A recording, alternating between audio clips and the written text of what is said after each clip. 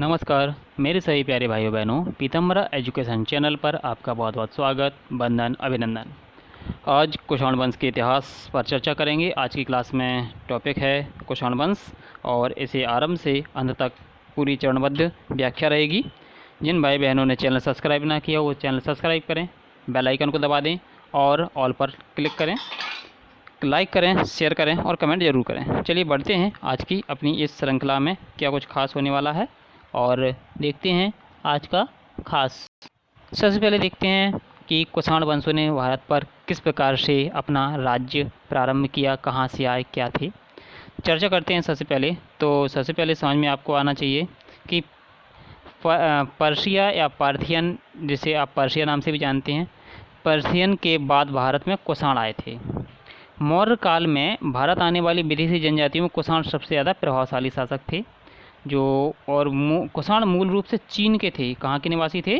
कुषाण मूल रूप से चीन के निवासी थे। जो यूची जाति एक कबीला होता है, ऐसा कहा गया है और लिखा भी होगा है, आप लोगों ने पढ़ा होगा। तो कुषाण था, एक यूची जाति कबीले के थे, ये जनजाति होती थी और ये 5 शाखाएं इसकी थीं। इस जनजाति की 5 शाखाएं थी, जिसमें से एक जाति के थे कुषाण। इन्हीं में से एक शाखा थी कुइशुंग, जो भारत में आक्रमण करती है और इसी जनजाति के जो लोग आगे चलकर कुषाण कहलाए, यानी चीन में इनको कुइशुंग नाम से जाना जाता है।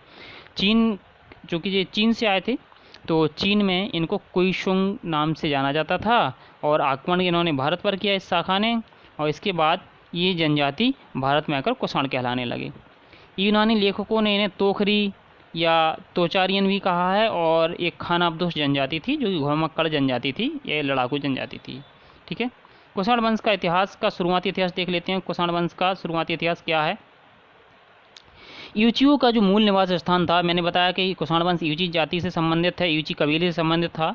तो यूचियों का मूल निवास स्थान तिब्बत के उत्तर पश्चिम में तकला मकान की मरुभूमि यानी मरुस्थल के सीमा क्षेत्रों में था। और उस समय उत्तरी चीन, जो उत्तरी चीन होता है, उत्तरी चीन के विशेष एक जाति निवास करती थी जो हूण थी। हूण क्या थी? एक बर्बर और लड़ाकू जाति थी और इनका काम ही केवल लड़ना और एक दूसरे पर आक्रमण करना ऐसा था। और ये काफ़ी ज़्यादा लड़ाकू मानी जाती थी जाति और आक्रामक होती थी हूण। तो हूणों ने क्या किया, जब ये यूची, जो कि अभी मैं स्टार्टिंग में बात करूँ तो यूची जब उस समय चीन में थे तो इन पर आक्रमण किया। किसने? इन पर आक्रमण किया बर्बर जाति कौन थी? हूण। हूणों ने इन पर आक्रमण किया यूचियों पर। यूचियों पर आक्रमण किया तो यूचियों को वहाँ से खदेड़ दिया गया और हूणों के साथ युद्ध में यूचियों के राजा को मार दिया गया। यूचियों के राजा, यूची यानी जो कुषाण वंश के जो सरदार समझ लीजिए उस कबीले का, उसको मार दिया गया। अब जब सरदार, किसी कबीले का सरदार ख़त्म हो जाता है, मार दिया जाता है, तो पूरा का पूरा जो सिस्टम होता है वो गड़बड़ा जाता है। तो क्या हुआ, उस सरदार की जो रानी थी, उसके नेतृत्व में यूची जनजाति के लोग वहाँ से भाग कर के कहाँ आ गए? उत्तर पश्चिम की ओर चले गए। उत्तर पश्चिम यानी अपना जो कश्मीर के ऊपर वाला भाग है उस साइड के और ऊपर, यानी अफ़गानिस्तान जो पाकिस्तान और अफ़गानिस्तान के साइड वाला क्षेत्र, वहाँ चले गए। और रास्ते में इली नदी के तट पर उनका सामना ह्यूमन कबीले से हुआ। ठीक है ना। जब वो आ रहे थे भागते हुए तो ह्यूमन कबीले से उनका सामना हुआ। इनको हरा करके यूची ने उनके क्षेत्र पर अधिकार कर लिया। ठीक है ना। यूची जाति यानी कुषाणों ने, अगर मैं यूची और कुषाण बोलूँ तो आप अलग अलग मत समझना, एक ही चीज़ है। यूचियों ने क्या किया, इनको हरा दिया। यूसन जनजाति जो थी उसको हरा दिया। इसके बाद क्या, उनके क्षेत्र पर अधिकार भी कर लिया और यूची कबीला अब 2 भागों में बट गया। यहाँ पर यूची कबीला कितने भागों में बट जाता है? 2 भागों में। यहाँ पर बहुत इंपॉर्टेंट बात है कि ये कभी कोई क्वेश्चन बन जाता है कि यूची कबीला भी बटा हुआ है, वो कितने भागों में बटा हुआ है? तो ये 2 भागों में बट जाता है और यूची कबीले का एक भाग यहीं रुक जाता है। कहाँ पर? यूसन जो कबीले थे जिनको हराया था इन्होंने, ये यहाँ पर रुक जाता है एक भाग। ठीक है ना, क्योंकि 2 भागों में बट गए थे। और दूसरा भाग पश्चिम की ओर नई जगह तलाशने के लिए आगे चला जाता है। और जब वो आगे जाते हैं तो वहाँ रुकने वाली यूची कबीला लघु यूची पश्चिमी सीर नदी की ओर बढ़ने वाला कबीला महान यूची कहलाता है। जो आगे बढ़ गया वो महान यूची कहलाते हैं और जो रुक गए थे वो यूची। ठीक है ना। सीर नदी में उस समय शक रहा करते थे। कौन? शक। पहले मैंने शकों का इतिहास भी पढ़ा दिया, आप पहले से वाले अक्षर को देख सकते हैं। तो उस समय वहाँ शक रहा करते थे और यूचियों ने शकों को वहाँ से खदेड़ दिया। यूची जाति आई, यूची लोग जो कि कुषाण थे, यूचियों ने शकों को क्या कर दिया, वहाँ से खदेड़ दिया और उनके स्थान पर भी इन्होंने कब्जा कर लिया। कुछ समय बाद यूची वहाँ से भी खदेड़ दिए गए और वो भागकर कहाँ आ गए? बैक्ट्रिया। बैक्ट्रिया जो मैंने बताया पश्चिम पाकिस्तान और अफ़गानिस्तान का क्षेत्र है, वो उस साइड की बात हो रही है। तो वहाँ से भागकर बैक्ट्रिया आ गए और इन्होंने संभवतः ये भागकर बैक्ट्रिया आ जाती है और इन्होंने क्या किया? शकों, अब जो शक जाती थी, शकों को हरा दिया और बैक्ट्रिया पर भी अपना अधिकार कर लिया।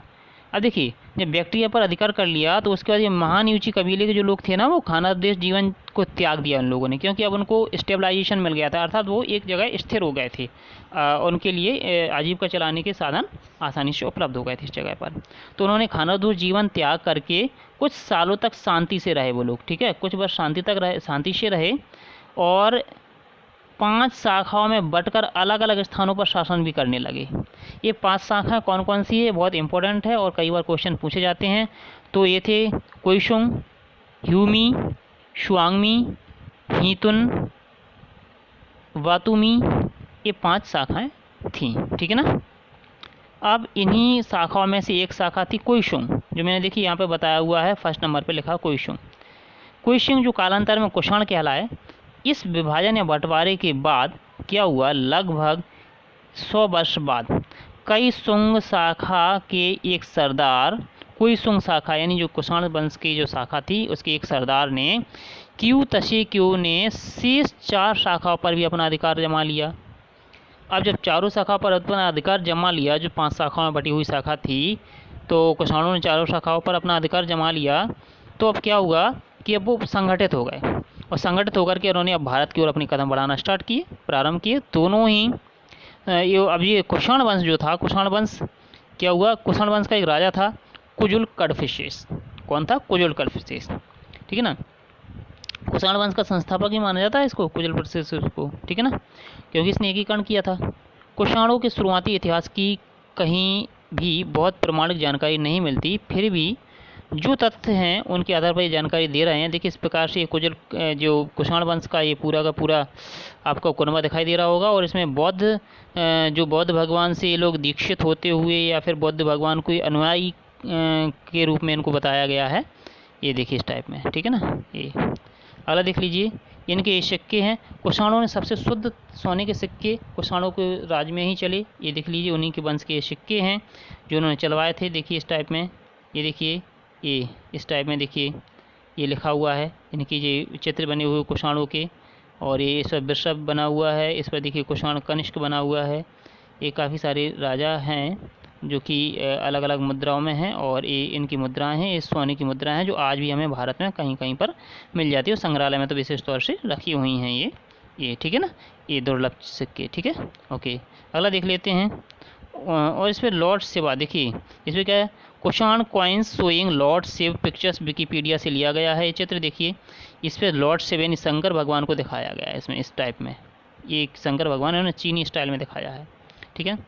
अब कुषाण वंश, भारत में कुषाण वंश के शासन को 2 भागों में बांट दिया गया। एक तो कडफिसेस वंश था, दूसरा कनिष्क वंश था।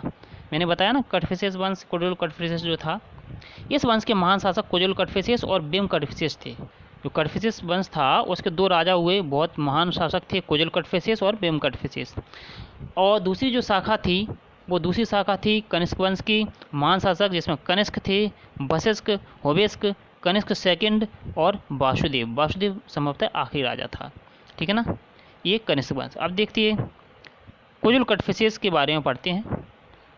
चीनी स्रोतों से हमें जानकारी मिलती है कि क्यू तशेक्यू में नाम मिलता है, चीनी स्रोतों में इसका नाम, किसका नाम मिलता है? देख लीजिए कुजुल कडफिसेस का नाम मिलता है। कुजुल कडफिसेस का अन्य नाम क्या है? क्यू तशेक्यू। ये चीनी स्रोतों या चीनी ग्रंथों में कुजुल कडफिसेस का नाम क्यू तशेक्यू मिलता है। कुजुल कडफिसेस ने भारत में कुषाण राज्य की स्थापना की। ठीक है ना। कुजुल कटफिशियस, देखिए कुषाण वंश का संस्थापक किसको कहते हैं? कुजुल कटफिशियस को ही कहते हैं। कभी भी कुषाण वंश का संस्थापक पूछे तो कुजुल कटफिशियस ही आंसर आएगा, ना कि आपके हर्षवर्धन जो भी और राजा थे वो। ठीक है, कुजुल कटफिशियस ही आंसर रहेगा। भारत में कुजुल कटफिशियस ने भारत में अपनी सत्ता को काबुल से कश्मीर तक स्थापित किया। अब आगे देखते हैं, कुजुल कटफिशियस के 2 प्रकार के सिक्के मिले हुए हैं। अब कौन कौन से मैंने सिक्के आपको बताए थे, इसमें लॉर्ड सेबा बने हुए। कुजुल कटफिशियस के 2 प्रकार के सिक्के मिले हुए हैं, प्रारंभ में के सिक्के और बाद के सिक्के। प्रारंभ के सिक्कों पर मुख्य भाग पर काबुल के अंतिम हिंद यवन शासक हर्मियस का नाम यूनानी लिपि में लिखा हुआ है। ठीक है ना, यूनानी लिपि में। और तथा पृष्ठ भाग पर, इन पीछे के भाग पर कुजुल कटफिशियस का नाम खरोष्टी लिपि में, किस लिपि में? खरोष्टी लिपि में लिखा हुआ है। बहुत इंपॉर्टेंट क्वेश्चन यहीं से बनता है कि इस पर किस लिपि में लिखा गया है लेख, तो खरोष्टी लिपि में लिखा हुआ है। और इसके बाद के सिक्कों पर राजकीय उपाधियां जैसे महाराज, महत्तम, कुषाण, युगल, इस प्रकार से जो उपाधियां दी गई हैं वो लिखे हुए, महाराजा धीराज वगैरह वगैरह, इस प्रकार की उपाधियां लिखी हुई हैं सिक्कों पर। इन उपाधियों से ऐसा हमें पता चलता है कि शुरुआत में कुजुल कटफिशियस यवन शासक हर्मियस के अधीन रहा होगा, यवनों के अधीन रहे होंगे ये। बाद में इन्होंने अपने शासन को अपने आप को इस अधीनता से क्या कर लिया था? मुक्त कर लिया, और एक खुद में स्वतंत्र राजा ये बन गए थे। अब कुजुल कटफिशियस ने सोने के सिक्के नहीं चलाए, बल्कि उसने सिक्के तांबे के थे। देखिए आपको क्वेश्चन यहाँ से एक बनेगा, क्वेश्चन यहाँ से क्या बनेगा?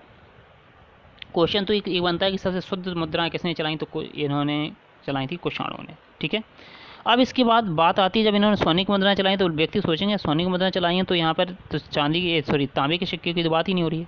लेकिन कुजुल कटफिशियस ने सोने के सिक्के नहीं चलाए थे, बल्कि उसके सिक्के तांबे के थे। यहाँ से क्वेश्चन बनता है कि कुजुल कटफिशियस ने जो सिक्के जारी किए थे वो किस धातु के बने हुए थे? वो तांबे के बने हुए थे। उनके सिक्कों पर रोमन भाषा का प्रभाव ज़्यादा दिखाई देता है, क्योंकि रोमन में ये बहुत सारी चीज़ें लिखी हुई हैं। उनके सिक्के रोमन सम्राट क्लाउडियस के सिक्कों से मिलते जुलते हैं। कुजुल कटफिशियस के सिक्कों पर धर्म में स्थित और सच्चे धर्म में स्थित, इस प्रकार के लेख लिखे हुए हैं, जिससे विद्वानों का मत है कुजुल कटफिशियस ने या तो बौद्ध धर्म स्वीकार कर लिया था या फिर शैव धर्म स्वीकार किया था। शैव धर्म इस आधार पर कहते हैं क्योंकि सिक्कों पर शिव भगवान की मूर्त भी मिली हुई है, बनी हुई। कुजुल कटफिशियस की मृत्यु 80 ईयर्स यानी 80 साल का जब था, तो उसकी मृत्यु 64 ईस्वी में हो गई थी। किसकी? कुजुल कटफिशियस की। अब देख लेते हैं, अब आता है दूसरा बिम कटफिशियस, क्योंकि एक कटफिशियस वंश था, एक कुषाण वंश था। देखिए 2 भागों में बट गया था ना ये। बिम कटफिशियस सेकंड की बात करते हैं। बिम कटफिशियस संभवतः कुजुल कटफिशियस का ही पुत्र था। कुछ विद्वान ऐसा मानते हैं कि यह कुजुल कटफिशियस का पौत्र था। चीनी स्रोतों की अगर बात करते हैं तो वहाँ से बिम कटफिशियस का नाम एन काओ चेन बताया जाता है। एन काओ चेन, ये बहुत यहाँ से क्वेश्चन बन जाएगा आपका कि बिम कटफिशियस का नाम चीनी स्रोतों में क्या लिखा हो, तो उसका नाम है एन काओ चेन। बिम कटफिशियस ने सिंधु नदी पार तक्षशिला और पंजाब पर भी अधिकार कर लिया था। सिंधु नदी जो पाकिस्तान तरफ जाती है वो वाली वहाँ पे, ठीक है ना। और पंजाब, जो कि पंजाब 2 जगह है इंडिया में, पाकिस्तान में, तो वो वाले पंजाब पर, ठीक है। इसके बाद क्या था, उसके बाद आगे चलते हैं। तो आगे अपना बिम कटफिशियस ने सोने और तांबे के सिक्के चलाए थे। देखिए इसने 2 प्रकार के चलाए थे सिक्के। कौन कौन से चलाए थे? एक तो थे सोने के सिक्के और दूसरे तांबे के सिक्के। किसने चलाए थे? बिम कटफिशियस ने। सोने के सिक्के चलाने वाला यह पहला कुषाण शासक था। यहाँ से क्वेश्चन बहुत इंपॉर्टेंट बनता है कि सबसे पहले सोने के सिक्के किस कुषाण शासक ने चलाए, तो आंसर आना चाहिए आपका बिम कटफिशियस। आंसर क्या रहेगा भाइयों बहनों? बिम कटफिशियस, ठीक है ना। उसके सिक्कों में एक यूनानी लिपि और दूसरी ओर खरोष्टी लिपि लिखी हुई थी, यानी आगे की ओर यूनानी लिपि थी और तो दूसरी पीछे की तरफ खरोष्टी लिपि थी। और उसके सिक्कों पर महाराजश राजाधिराजश सर्वलोक ईश्वरस महेश्वरस बिम कटफिशियस अंकित है। इसका मतलब हुआ कि महाराजाधिराज सर्वलोकेश्वर महेश्वर बिम कटफिशियस त्रातार, इसका आंसर हुआ, ठीक है। इससे यह स्पष्ट हो जाता है कि बिम कटफिशियस एक शक्तिशाली राजा था, ठीक है ना। उसके सिक्कों पर शिव, नंदी, और यहाँ पे देखिए इंपॉर्टेंट बात ये आ जाती है कि बिम कटफिशियस के सिक्कों पर किस भारतीय देवी देवताओं के निशान मिले हुए हैं, चिन्ह मिले हुए हैं। यहाँ से क्वेश्चन बनता है, यूपीपीएससी में पूछा भी गया था। तो उनके सिक्कों पर शिव, नंदी, त्रिशूल की आकृतियाँ बनी हुई हैं, जिसमें बिम कटफिशियस शिव भगवान के उपासक होने के संकेत मिलते हैं। ऐसा लगता है कि वह शिव भगवान का उपासक था। भीम कटफिसेस के विशुद्ध सोने यानी सबसे शुद्ध सोने के सिक्के थे कुषाणों की तरह, तो विशुद्ध सोने के सिक्कों से ये पता चलता है कि उसका राज समृद्धशाली और बहुत संपन्न भी हुआ करता था। भीम कटफिसेस की बात हो रही है यहाँ पर। अगले देखते हैं प्लिनी, जो एक इतिहासकार है, प्लिनी के विवरण से ऐसा पता चलता है कि उसके समय में भारत के रोम के साथ व्यापारिक संबंध काफ़ी मजबूत थे और चीन के साथ उसका व्यापारिक संबंध बहुत ही अच्छा था, क्योंकि रेशम मार्ग पर इन लोगों ने अधिकार करके रखा था। अब देखते हैं, अब दूसरा वंश आ गया है, क्योंकि दो भागों में बट गया था ये। तो क्या बात है, कनिष्क, दूसरी शाखा कनिष्क वंश, कनिष्क शाखा। तो कनिष्क की बात करते हैं तो ये कनिष्क जो गद्दी पर बैठा था 78 ईस्वी में इसने राजरोहण इसका हो गया था और 101 यानी 101 ईस्वी तक चला। चीनी स्रोतों में कनिष्क का नाम यहाँ से पूछ लिया जाता है कि इसका नाम चीनी स्रोतों में क्या है, तो वो है ची निशेची, ठीक है ना।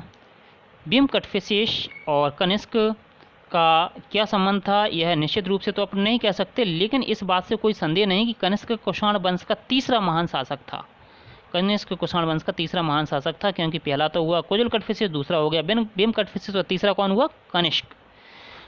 इसी कारण कुषाण वंश भारतीय इतिहास में सबसे महत्वपूर्ण स्थान रखता है, ठीक है ना। अगला और क्या है, कनिष्क के राजरोहण के समय क्या हुआ। कनिष्क का जब राजरोहण होता है, राजरोहण तिथि विवादास्पद है, लेकिन विद्वान आम सहमति से कनिष्क के राजरोहण की तिथि 78 ईस्वी निश्चित कर देते हैं। ऐसा कहा जाता है कि कनिष्क ने अपने राजरोहण यानी जब वो राज्य उपाधि उपधारण कर रहा था तो उसने शक संवत शुरू किया था। कनिष्क ने यानी कुषाणों ने शक संवत चलाया था, मैंने विक्रम संवत के बारे में बताया था, वो उसने चलाया था। कमेंट बॉक्स में ज़रूर बताएं कि कनिष्क ने शक संवत चलाया था, लेकिन जो अपना भारतीय कैलेंडर है वो किस संवत को मानता है, कमेंट करें। अपना इंडियन कैलेंडर किस संवत के ऊपर आधारित होता है, ज़रूर कमेंट करें। यह शक संवत सौर यानी सूर्य की गति के आधार पर कार्य करता है, जैसे अपना इंडियन कैलेंडर चंद्र गति के आधार पर कार्य करता है, इसी प्रकार से सूर्य गति पर आधारित होता है शक संवत, जिसे कुषाणों ने चलाया था। अब विक्रम संवत आपको कमेंट करके बताना है किसने चलाया था और कब चला था, ठीक है। जो भारत सरकार द्वारा प्रयोग में लाया जाता है, ठीक है ना, तो ये सूर्य पर आधारित है और इसको क्या भारत सरकार द्वारा प्रयोग में लाया जाता है, और ये शक संवत है जिसे 78 ईस्वी में कुषाणों ने चलाया था अपने राजरोहण के समय। कुषाण में भी किसने चलाया था, कनिष्क ने। कुषाण वंश के शासक कनिष्क की तस्वीरें बाएं महात्मा बुद्ध के समान सिक्कों पर अंकित और दाएं कनिष्क की प्राप्त मूर्ति, इसमें कनिष्क सैन्य कोट और पैरों में भारी जूते पहने हुए, बीच में कनिष्क के सिक्के, ऐसा था। लेकिन देखिए पहले मैं बता दूं आपको कनिष्क के कहाँ पर राज हुआ, देख लीजिए। देखिए कनिष्क का राज यहाँ से प्रारंभ होता है, चीन है, ये लोग यहाँ से आए इस टाइप में, यहाँ से होते हुए यहाँ से प्रवेश किया इन लोगों ने। यहाँ सबसे पहले बैक्ट्रिया पर, उसके बाद बैक्ट्रा, पामीर पठार, हिंदुकुश की पहाड़ियाँ, गांधार प्रदेश से लेकर यहाँ मथुरा के आसपास तक और इस साइड तक भी इनका पूरा का पूरा ये फैला हुआ था, ठीक है ना, ये साम्राज्य पूरा, ठीक है ना। पाकिस्तान वगैरह का काफ़ी सारा भाग यहाँ पर, उस समय पाकिस्तान नहीं था लेकिन ये भाग हुआ करता था, और यहाँ मथुरा तक के लोग आ गए थे। इन्होंने 2 शैलियाँ भी चलाई थी, मैं अभी उसके बारे में बताऊँगा। अब कनिष्क के साम्राज्य के विस्तार की बात कर लेते हैं। कनिष्क के साम्राज्य यानी कनिष्क के राजरोहण के समय कुषाण साम्राज्य में अफ़गानिस्तान, सिंध के कुछ भाग, बैक्ट्रिया, पर्शिया, इनके भाग शामिल थे, और कनिष्क ने युद्ध में जो इतनी विजय प्राप्त की और अपने साम्राज्य का अधिक विस्तार करता हुआ चला गया, आगे बढ़ता रहा ये। और कनिष्क के युद्ध और विजय के बारे में अगर बात कर लेते हैं, पूरी भारत पर सबसे पहले देखते हैं पूरी भारत पर इसने क्या विजय प्राप्त की, कहाँ तक, तो देखते हैं। श्री धर्म पिटक निदान सूत्र में चीनी अनुवाद के अनुसार कुषाण शासक कनिष्क के पाटलिपुत्र पर आक्रमण करके वहाँ के राजा को बुरी तरह इन्होंने हरा दिया, और हरजाने के रूप में एक बहुत बड़ी रकम भी इन्होंने वसूल की थी। लेकिन इसके बदले में अश्वघोष यानी एक बौद्ध विद्वान था, बुद्ध का भिक्षा पात्र और एक अद्भुत मुर्गा लेकर ही ये संतुष्ट हो गए, ठीक है ना। पाटलिपुत्र, वैशाली, कुम्हरार और बक्सर आदि स्थानों पर प्राप्त कुषाण सिक्कों से प्रमाणित होता है कि बिहार के कई क्षेत्रों पर कुषाण और कनिष्क का शासन रहा होगा। देखिए इतिहास के ज़्यादातर स्रोत हैं वही हमें जानकारी देते हैं, उन्हीं से हम प्रमाणिक जानकारी पता कर सकते हैं। और तिब्बती साहित्य में ऐसा वर्णन भी मिलता है कि कनिष्क ने अपनी सेना के साथ अयोध्या पर आक्रमण करके साकेत यानी अयोध्या के राजा को पराजित किया था। श्रावस्ती और कौशल से जो बुद्ध की हमें मूर्तियाँ मिली हुई हैं उस पर भी लिखा हुआ है कि सारनाथ से कनिष्क के काल में 81 ईसा पूर्व में खेराडीह यानी बलिया जिले से हमें ये मूर्तियाँ मिली हुई हैं। और ये जो मूर्तियाँ मिली हुई हैं उनमें ये उनकी उनसे इसकी पुष्टि होती है कि पूर्वी उत्तर प्रदेश के कनिष्क ने अपना यानी पूर्वी उत्तर प्रदेश में कनिष्क ने अपना क्या अधिकार या स्थापित या राज्य अपना स्थापित कर लिया था। कनिष्क के चीन के साथ क्या संबंध थे? चीन के साथ भाइयों बहनों, यदि चीन के साथ संबंधों की बात करते हैं, कनिष्क की कैसे चीन के साथ संबंध रहा है, क्योंकि चीन तो काफ़ी समय पहले छोड़ दिया था उसने। तो कनिष्क का सबसे प्रसिद्ध युद्ध चीन के साथ था और यह युद्ध चीनी तुर्किस्तान यानी मध्य एशिया में स्थित यासगर या यारकंद के खेतान प्रदेश में लेकर हुआ था। और ये प्रदेश चीन के अधीन थे उस समय चीन पर शक्तिशाली हान वंशी राजा का शासन था और पांचाओ उस समय ही होती नाम का सेना पांचाओ उस समय होती का क्या था, सेनानायक था, एक राजा था होती वहाँ का, ठीक है ना, उसका सेनानायक था। इसके बाद देख लेते हैं जो अपनी विजय के कारण प्रसिद्ध था होती। पांचाओं ने अपनी विजयों के द्वारा यानी जीतों द्वारा चीन साम्राज्य की सीमाओं को दूर दूर तक फैला दिया था। कनिष्क ने अपनी समता घोषित करते हुए अपना एक राजदूत चीनी सेनापति पांचाओं के पास भेजा था और चीनी राजकुमारी से विवाह करने की मांगी थी, लेकिन सेनापति पांचाओं ने प्रस्ताव को सम्राट होती का अपमान समझा और कनिष्क के राजदूत को बंदी बना लिया और चीन ले गया। जब कनिष्क को इस बात का पता चला तो वह बहुत ज़्यादा नाराज़ हुआ और चीन के खिलाफ इसने क्या कर दिया, युद्ध की घोषणा कर दी। और 88 ईस्वी में चीन के खिलाफ सेनापति सी के नेतृत्व में 70,000 घुड़सवारों की सेना लेकर ये सेना सुंगलेन पर्वत यानी पामीर के पहाड़ को उस समय सुंगलेन पर्वत चीनी भाषा में कहा जाता है को पार भेज दी और दोनों सेनाओं के बीच युद्ध हुआ। और इस सेना में पांचाओ क्या हुआ, कनिष्क की सेना को पराजित कर देता है। पांचाओ ने कनिष्क की सेना को हरा दिया, लेकिन उस पराजय से कनिष्क ने हिम्मत नहीं हारी और क्या हुआ, चीन के विरुद्ध दूसरे युद्ध की तैयारी शुरू कर दी। संयोग से चीनी सेनापति पांचाओ की उस समय मृत्यु हो गई। देख लीजिए अब इसका क्या होता है, पांचाओ की मृत्यु हो गई, जो चीनी सेना का सेनापति था। अब उसका पुत्र पांचाओ का चीन का नया सेनापति बने। जो पांचाओ का पुत्र था वो क्या है, चीन का नया सेनापति बना। इस बार कनिष्क स्वयं एक विशाल सेना के साथ चीनी तुर्किस्तान पर चढ़ाई करता है और चीनी सेनापति पांचाओ को अब हरा देता है और खेतान काशकर यारगन पर अधिकार कर लेता है। इस प्रकार चीन के साथ पहला युद्ध कनिष्क पराजित होता है और दूसरे युद्ध में विजय प्राप्त कर लेता है ये, ठीक है ना। अब कश्मीर विजय के बारे में देखते हैं। कल्हण की राजतरंगी, जो कल्हण ने जिन्होंने राजतरंगिनी किताब लिखी है, महान पंडित थे, इन्होंने उल्लेख मिलता है इन किताब में कि कनिष्क ने कश्मीर को जीतकर अपने साम्राज्य में मिला लिया था और अपने नाम पर कनिष्कपुर नाम का एक नगर भी बसाया था। क्वेश्चन आता है कि कनिष्क ने कश्मीर में किस नगर की स्थापना की थी, तो वो कनिष्कपुरम नाम के नगर की स्थापना की थी, जो अभी भी कनिष्कपुर नाम से जाना जाता है, ठीक है। अब है मालवा विजय। संभवतः कनिष्क ने उज्जैन के क्षत्रप को हरा दिया था और मालवा पर अधिकार कर लिया था। सांची के एक अभिलेख से हमें ऐसा पता चलता है। कनिष्क के समय ही मालवा का उपराजा था। इस प्रकार मौर्यों के बाद कुषाण शासक कनिष्क के अधीन पहली बार एक विशाल साम्राज्य की स्थापना हुई थी, जिसमें गंगा के मैदान से लेकर अदूरिया यानी ऑक्सस की घाटियों तक शामिल था ये क्षेत्र। कनिष्क के इस विशाल साम्राज्य की दो राजधानियां थीं। पहली फिरोजपुर यानी जो वर्तमान में पेशावर में पड़ती है, जो पाकिस्तान में है, और प्रांत खैबर पख्तूनख्वा की राजधानी थी, और दूसरी राजधानी मथुरा जो वर्तमान में उत्तर प्रदेश में आज भी है।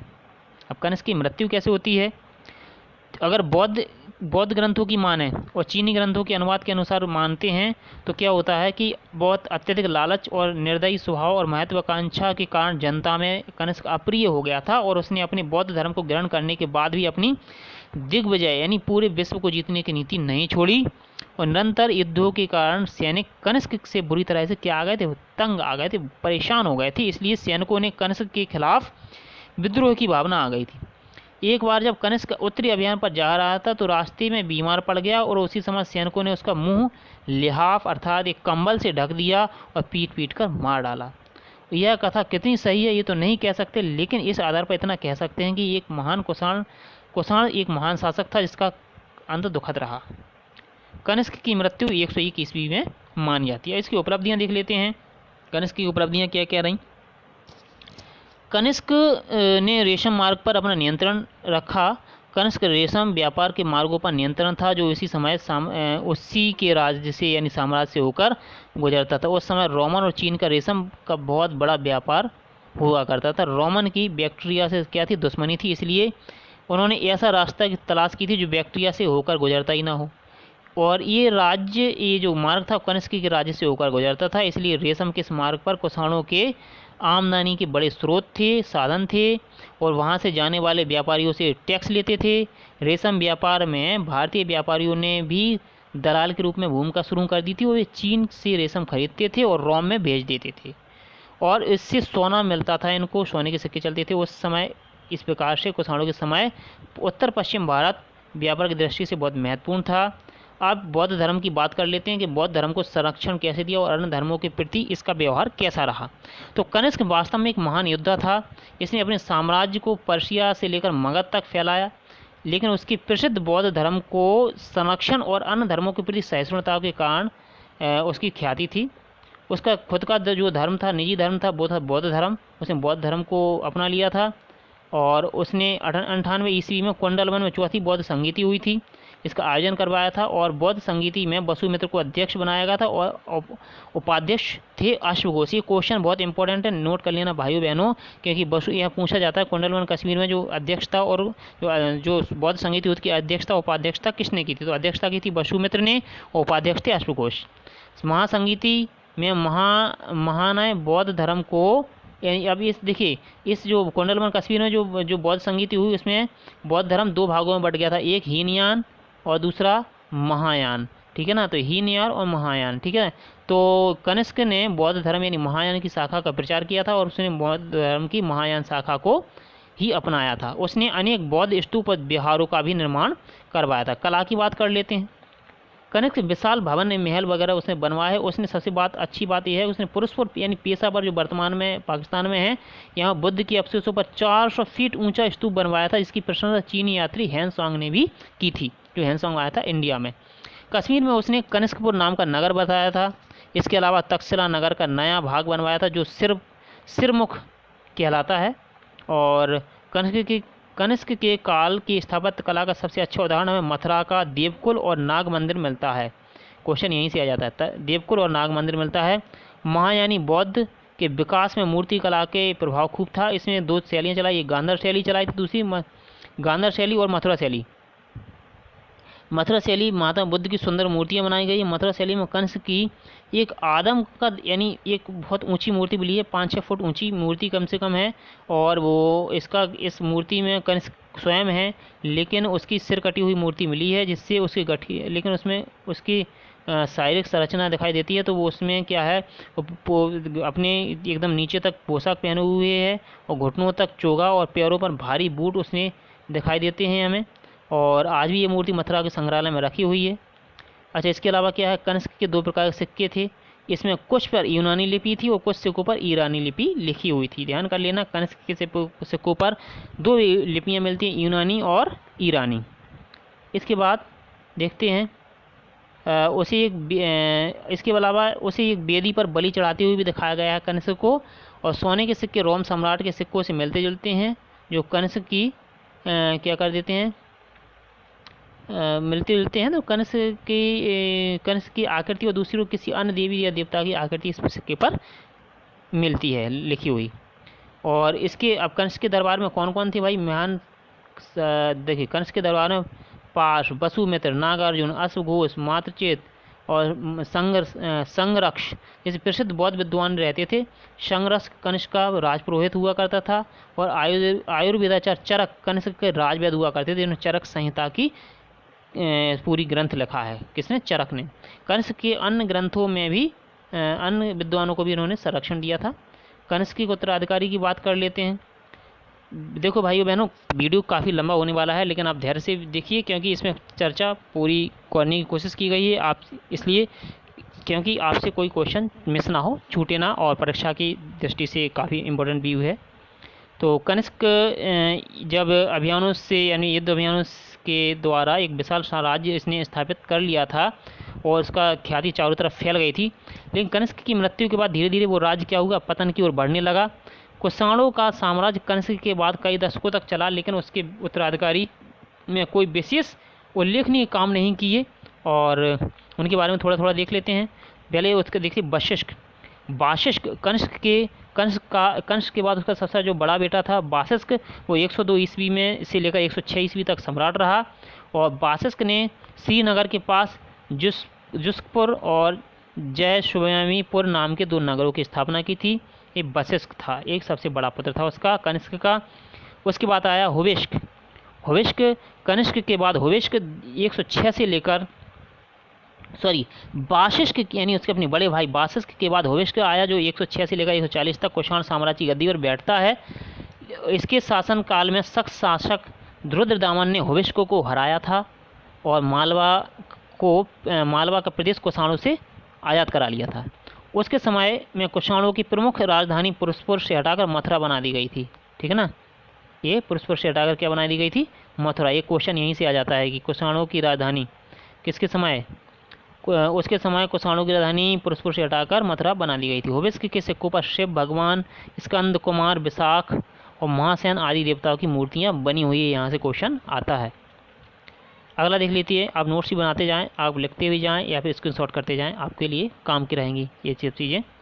अच्छा, उसका व्यक्तिगत झुकाव ब्राह्मण धर्म यानी हिंदू धर्म की ओर था, और उसने मथुरा में एक सुंदर विहार का निर्माण करवाया था, और कश्मीर के बारामूला दर्रे के पास हुविष्कपुर नाम की स्थापना भी इसने की थी। बारामूला दर्रा है कश्मीर के पास। अब कनिष्क सेकंड, हुविष्क के बाद कनिष्क सेकंड आया, जो 140 से 145 यानी ओनली 5 ईयर्स तक रहा, और ये महाराजाधिराज, देवपुत्र, तत्कालीन रोमन सम्राट जैसी उपाधियाँ भी इसने क्या कर ली थी, धारण कर ली थी।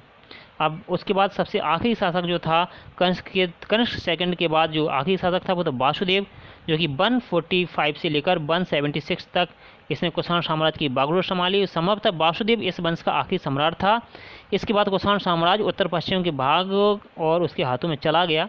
कुषाण जो था, कुषाण वंश, एक मिनट, अरे भाई हाँ देखिए, कुषाण साम्राज्य मथुरा के आसपास के क्षेत्रों तक सीमित हो गया था, और उसके सिक्कों पर शिव नंदी के चित्र मिलते हैं, और उसके जो उसने किस, एक मिनट, उसने शानो वसुदेव कुषाणु यानी शाहानुशाही वासुदेव कुषाण की उपाधि भी धारण की थी वासुदेव ने।